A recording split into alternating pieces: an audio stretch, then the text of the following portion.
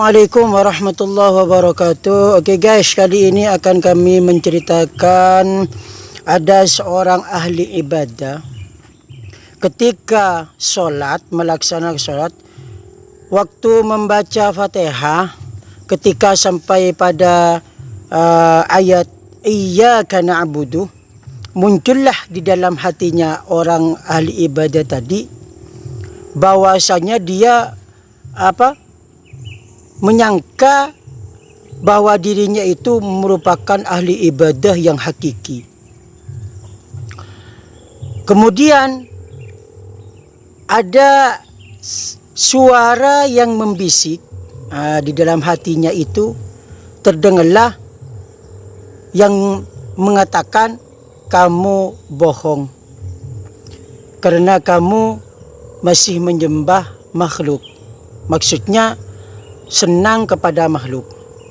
Kemudian orang ahli ibadah tersebut bertaubat kepada Allah dan menjauh dari manusia, yaitu ada di dalam gua dan uzlah gitulah. Kemudian setelah solat lagi, melaksanakan solat lagi, ketika sampai pada ayat Iyyaka na'budu, ada suara bisikan lagi bahwasanya ahli ibadah tadi bohong.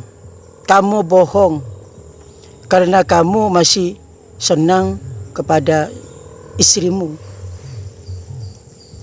Setelah itu, selesai solat, dia menceraikan istrinya. Setelah itu memasuki solat lagi, dia solat lagi, solat.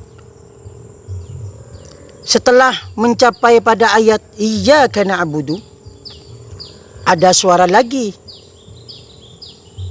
yang memanggil dalam hatinya bahwasanya kamu adalah bohong karena kamu masih senang hartamu, senang harta dunia.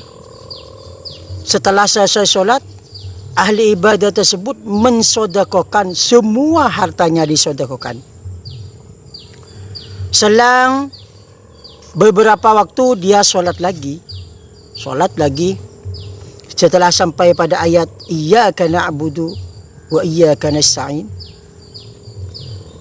ada suara lagi, bisikan lagi bahwasanya kamu itu masih bohong, belum sampai pada tingkatan ibadah yang hakiki, karena kamu masih senang kepada pakaianmu dan lain-lainnya.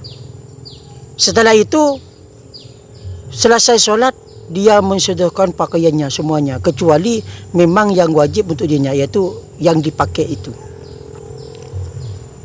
Selang beberapa waktu, solat lagi. Setelah sampai pada ayat dari suratul Fatihah, Iyyaka na'budu, ada suara lagi. Muncul suara lagi. Sekarang kamu benar, kamu adalah ahli ibadah yang hakiki, karena kamu adalah termasuk dari ahli ibadah yang hakiki.